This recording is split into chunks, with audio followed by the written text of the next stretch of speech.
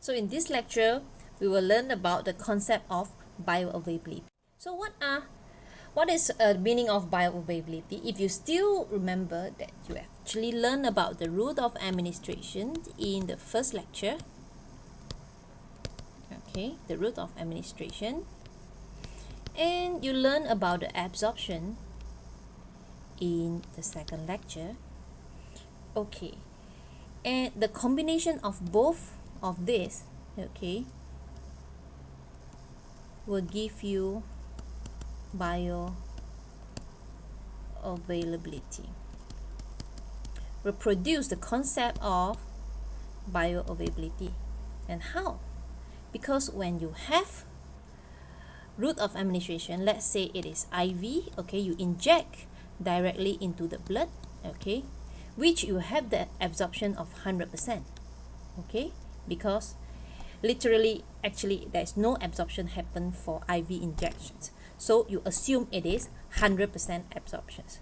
So any administration that is out of IV, for example oral absorption, it involves absorption from the GI tract, okay, and let's say the absorption is 50%, okay. So the same drug, let's say you give drug A 100 mg, and you will expect 100 mg in the blood, right, for IV infusions.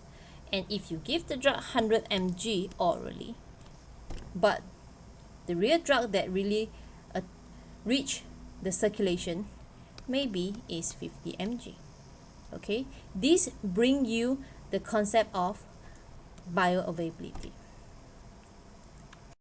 So the concept of bioavailability, let's say if your drug is given IV, okay, and 100% of the drug is available, okay, and let's say you give your drugs already, only 50% of your drug is available, okay. Available for what?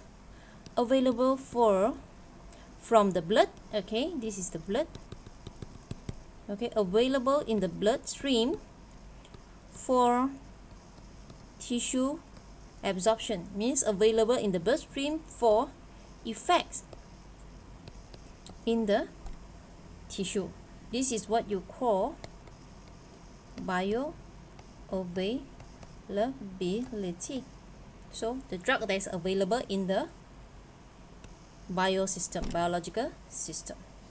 So if you need to calculate the bioavailability, is simply, so let's say you have a drug that is given IV infusion, and this is the curve for IV infusion, okay, and this is the curve for oral, okay.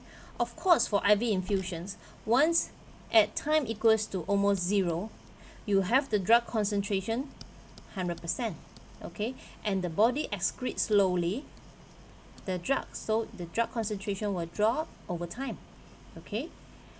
However, when you take your drug orally, okay, the drug concentration due to absorption, okay, absorption delay, because you need to pass through your what you call esophagus, pass through your mouth, dissolve, so it takes time, okay. So when it takes time, the drug concentration in the plasma will start from a lower value and they increase up to a certain maximum here, okay, up to a certain maximum, and they start to decrease due to the excretion process of your body, okay. And how you calculate bioavailability is simply area under the curve of the one oral compare to area under the curve of the one is assumed to be 100%, and you times 100, then you will get your bioavailability in percentage. So definition of bioavailability is the fraction, okay, fraction of administered drugs that reach the systemic circulation, okay, systemic circulation, this is the keyword, all right. For example, when you have 100 mg of drugs that administered orally, 70% of the drug absorbed unchanged and bioavailability of the drug is 0.7. Okay, determining bioavailability is very important for calculating drug dosage for non-intravenous route of administration. Okay, the route by which a drug is administered as well as the chemical physical property of the agent affects their properties. So bioavailability, so it means the chemical and physical property of the drugs plus, okay, the route of administration, okay, affect bioavailability. This is once again explain bioavailability in words. So bioavailability is determined by comparing the plasma concentration of drug in IV and then compare to the one with orally, and you take area under the curve and you compare the one oral to IV and you times 100. Okay, so since oral drug administration is the most preferred route of drug delivery and the solid oral dosage form are the most common drug formulations simply because it is stable and easy to administer, so we will look into the example of tablets. Okay, they are most common and popular dosage form. Okay, we take tablet as to explain the concept of bioavailability, and however some of the principle can also be used to capsule. Okay, we'll go into more detail on tablets in the subsequent slide. So in historical, okay, when you take an oral tablets, for example, what's go in and it will come out intact. Okay, this when there is no formulation. This happen when is no formulation considered. Okay, they didn't consider about formulation and they didn't even worried about whether the drug is being absorbed or not. This is what happened half a century ago. Okay, and when there is a birth of biopharmaceutics, so we do not assume that whatever ingested is going to be absorbed. Okay, so in this case, the concept of bioavailability appear.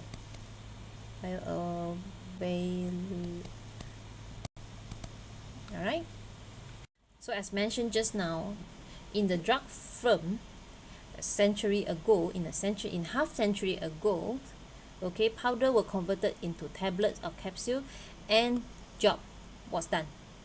Okay, however, the action of the drug given orally depending not only on the intrinsic pharmacological action and biochemical properties of the drug, but also the ability of the drug to reach the target site, which is closely related to the absorptions.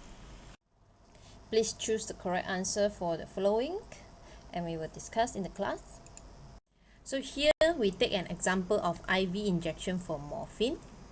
Alright, so let's say if we inject morphine from here, okay, they go directly into the blood, so it's 100% available in the blood. Okay, slowly the drug being transported through the bloodstream. Okay, and then it passed through the blood vessel and go into the brain. So the first drug to the brain is within 5 seconds. Alright, and the dose is 100%. Okay, and you will expect, if you take the serum concentration of the drugs, okay, this is concentration, this is the time, okay, because the first dose in the bloodstream is very high, and then it goes to the brain within the first 5 seconds, here 5 seconds, okay, and slowly they excrete. Okay, you will expect this is how it look like. Okay. But however, when you ingest, okay, the pill, okay, orally, for example, you take the pill orally, okay, and first it will reach your stomach condition. Okay, when it reach your stomach, the first thing they need to do is to dissolve. Let's say you have 10 mg of the drugs, okay, only 9 mg is dissolved. Okay, and throughout the 9 mg, among the 9 mg that is dissolved, only 8 mg is absorbed. Okay, so if you look at the 8 mg that's absorbed, then they are available in the bloodstream. Okay, however, they need to pass through the liver before they can distribute to the body. Okay, let's say 8 mg absorbed, that they pass through the liver. Okay, and 6.4 mg into the circulation. Okay, after the first pass metabolism. So after you absorb 8 mg, okay, and you left 6.4 into the circulation. Okay, so the first drugs to the brain, okay, after the 6.4 mg of the drugs to the brain, it takes 20 minutes. Okay, when it takes 20 minutes, then you will see the curve of time and concentration will be like, in the beginning will be 0 because you need time for dissolving. Okay, and then you need 20 minutes to reach. Okay, then slowly they excrete, so you will assume the curve to be like this. All right, and since the dose initially was 10 mg and the real dose that reach the brain is the real dose that actually available in the blood is 6.4 mg, so it is only 64% of bioavailability.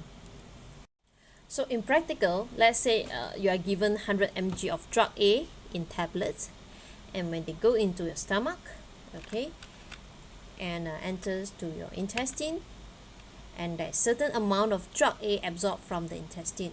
The question now is, in practical, how you determine the X. Okay, how you determine the X. Okay, and experimentally, okay, when you give certain drugs to a patient through IV injections, okay, then you take their blood sample, okay, at a defined time. For example, at the first 5 minutes, you take one sample, okay, of the blood, and then go for analysis. Okay, then you determine the drug concentration. Okay, then you plot in this curve X. Okay, and the second point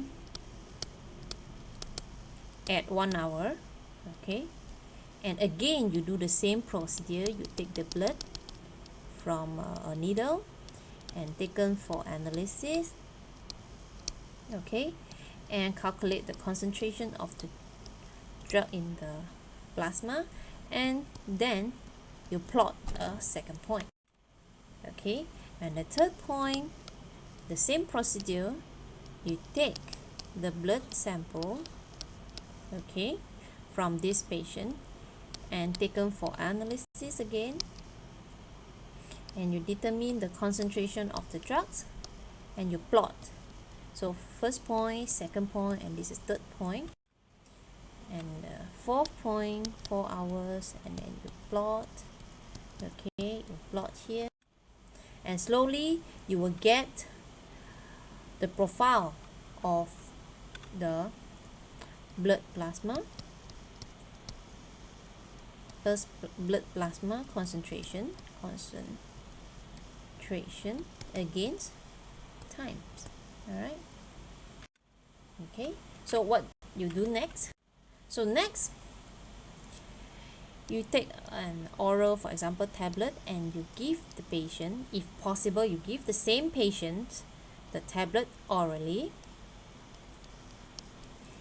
Okay, and what happens when they come into the stomach condition, and they will absorb, they will dissolve into solution and then absorb, right? Okay, so the same time point, for example, 30 minutes,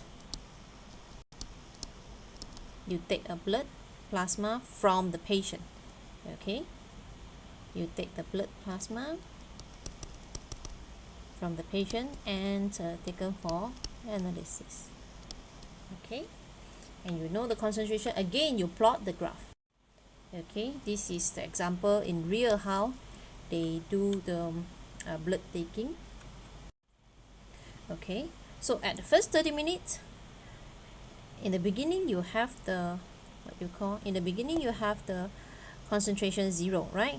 Because during that time you need dissolution, absorption, so it haven't reached the blood. So you have time point 0 is equal to 0, and at 30 minutes you have the time point, and slowly 60 minutes, and slowly 2 hours.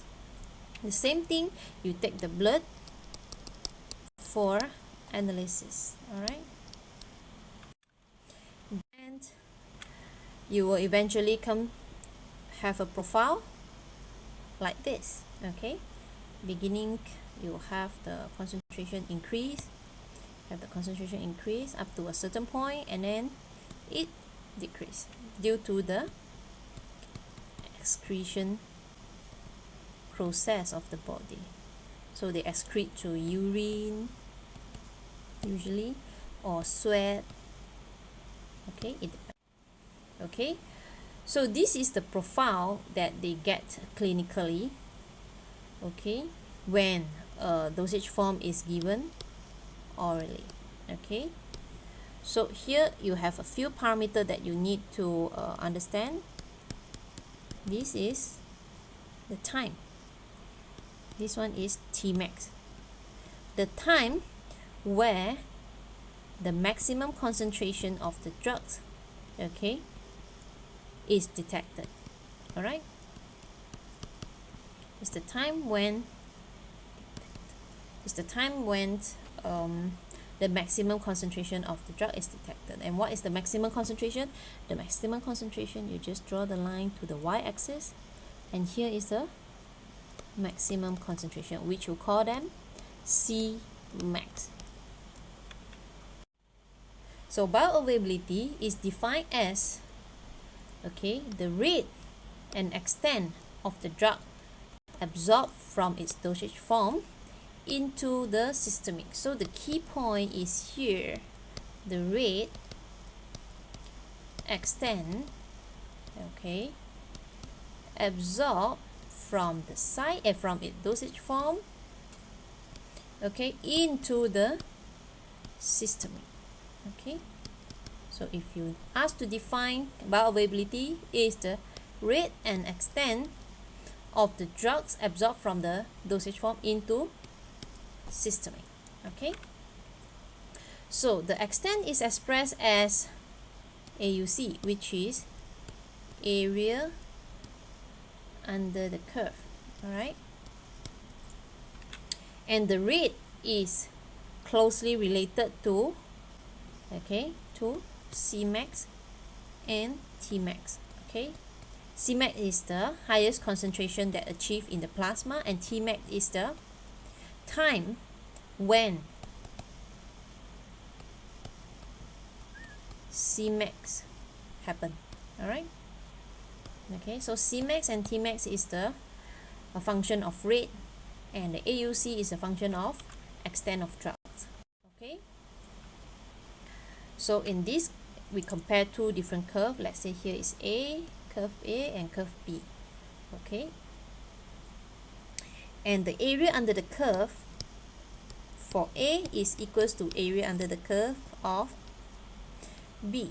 So they have the same extent, but they have a different rate, because if you look at the Tmax is different, and you look at the Cmax is also different.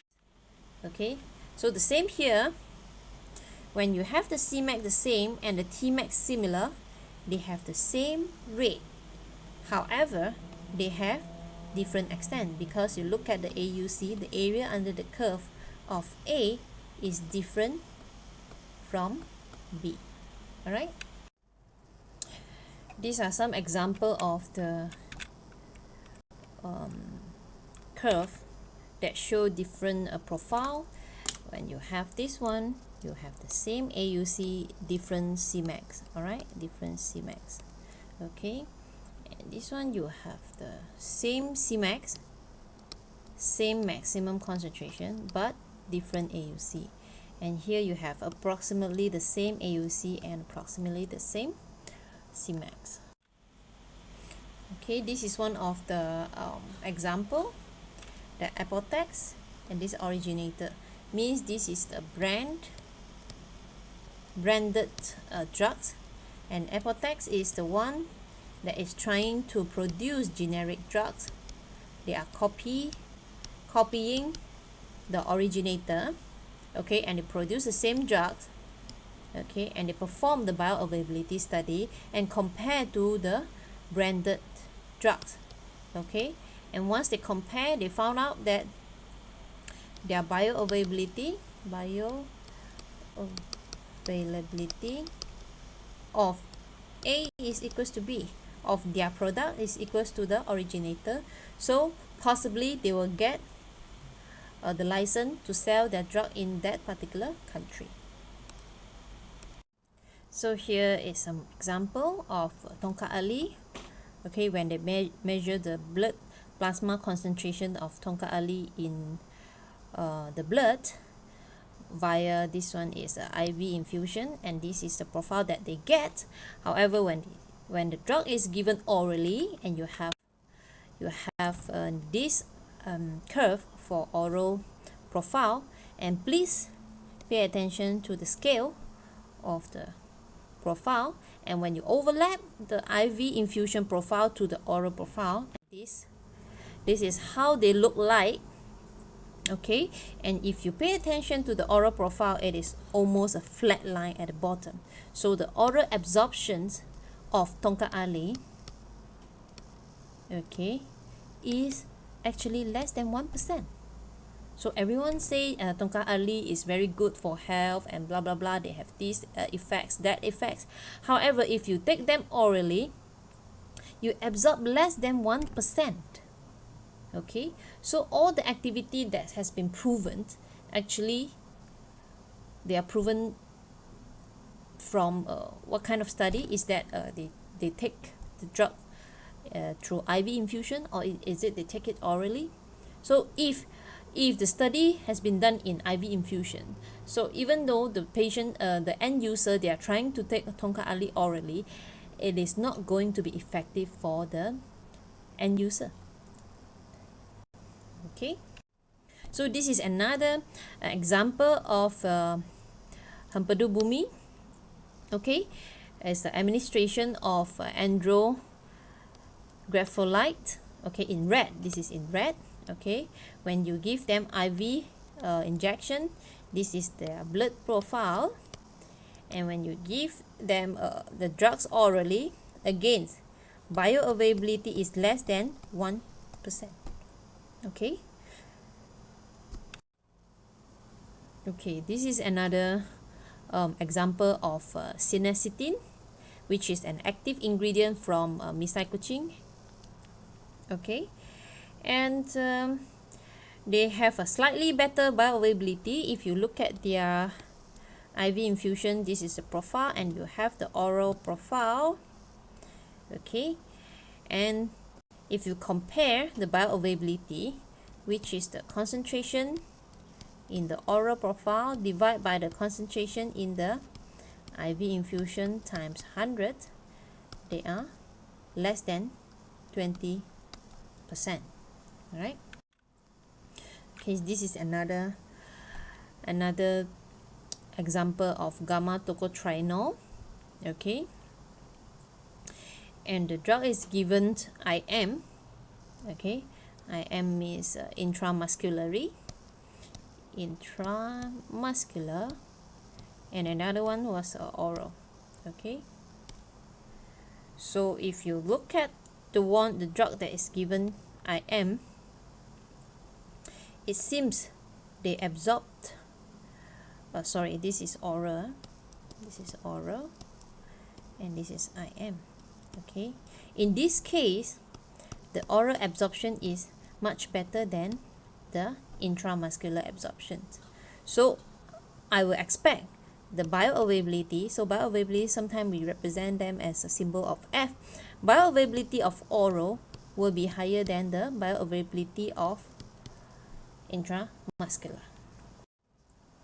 Okay, likewise for intraperitoneal injections for alpha tocopherol. Okay, when we look at the intraperitoneal injection, the bioavailability is very, very low. Okay, in comparison to the oral bioavailability. So in this case, same thing, we will expect the bioavailability of oral being more than bioavailability of IP, right? So if you are given a question, what is the bioavailability, how you define bioavailability is the whether it is A, the measurement of rate and extent of active drug that reach the systemic. Is it B, is the relationship between the physical chemical property of the drug and systemic absorption? Is it C, is the movement? D, dissolution of the drug in the gastric? Or E, all of above? Okay, of course. Okay, have some time and think about it. So how to determine bioavailability? Okay, if you understand about this curve, bioavailability is the concentration of the drugs in plasma when they are given orally divided by the concentration of the drugs in IV solutions times 100%. Alright, this is what it shows in the curve. So here are the formula for the calculation of bioavailability. So to calculate absolute bioavailability, it will be the AUC of the extravascular or oral or any other extravascular administration divided by the AUC of intravenous. In this case, you might ask, why they need to time with the dose? Because bioavailability, as you look at the previous question, the patient was given different dose. Okay, for IV injection, they're given 1.2 mg. For oral injection, they are given 4 mg. So they are in different dose. If you use the different dose profile and calculate only their AUC and compare, it is non-comparable. So you need to divide the dose so that they are comparable with unit dose. So for example, you have the F for AUC oral of extravascular divide by the dose of oral. Okay, and then further divide the AUC of the IV injection and divide by their corresponding dose of IV. So you compare the unit dose and you times 100. Okay, as a result of this equation, you will get AUC of oral or extravascular divided by AUC of IV times the dose of IV here and the dose of oral here. Okay, I hope you understand this concept. Okay, when you talk about relative bioavailability, okay, relative bioavailability means you compare the bioavailability of two extravascular administration routes. Okay, for example, you compare the bioavailability of oral to the bioavailability of oral tablets to another bioavailability of oral capsule, for example. Then this is what you call relative bioavailability, because you are comparing with something that is also not 100, so it is relatively comparison. Okay, if you compare with 100%, which is IV, then you call them absolute bioavailability. Okay, so for example, following data is obtained for 4 formulation of pentoxifylline in the volunteer of 50 kg. Okay, so please calculate the bioavailability of the drug from capsule and bioavailability of the drug from SR tablet, slow release tablet. Okay, relative bioavailability of the capsule against oral solution, relative bioavailability of the slow release tablets against oral solutions, And a solid formulation, which solid formulation show a better bioavailability? So can you please try to think about how you can calculate bioavailability data? Okay, so they are given a dose of 1.2 mg per kg, and you have a 50 kg, so you time 50 kg. All right, so you know the dose, and the AUC is the area under the curve. So the mg times the hours divided by the liter. Okay, so what is the F? So to recall, I will tell you the fate of a dosage formed in the body. Let's say if you take a tablet orally, okay, the first thing that you need is the tablet to be disintegrated in your mouth or in esophagus, so that they become drug particle in the GI fluid before they can undergo dissolution. Okay, after they undergo dissolution, there will be a drug in solution. So the drug in solution means they are a molecule level. Okay, then they can be absorbed.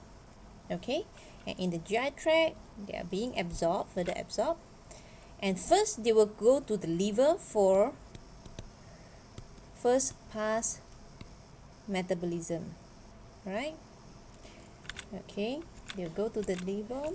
Okay, and if the drugs is being metabolized by the liver, they will go through excretion. Okay, other than that, they will go to the central compartment of the body. Okay, so either they are free or they bound to the plasma protein. All right, then they will undergo distribution to the peripheral tissue for pharmacological effects. All right, then yeah, for pharmacological effects. So anything before the drug absorption here, okay, is called biopharmaceutics.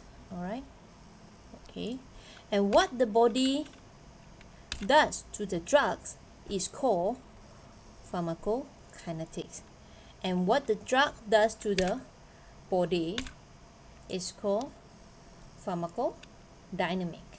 So as the name implies in this course, which is FAR 323 Biopharmaceutics, so biopharmaceutics is the study of the factor influencing the bioavailability of the drugs. And what is the main objective of biopharmaceutics? It is to optimize the therapeutic response of the drugs. So in the next few lectures, I will focusing on the factors affecting bioavailability of a drug. Okay, before I end, here is some question for you. Okay, a new drugs for the treatment of systemic fungal infection has been developed, and excellent results were obtained with infusion treatment, and the pharmaceutical company decided to go further and start producing the drug into tablet dosage form. However, the biopharmaceutical scientists recommended not to prepare the tablet dosage form. Why? Okay, please think about the scenario, and we will discuss the scenario in the class.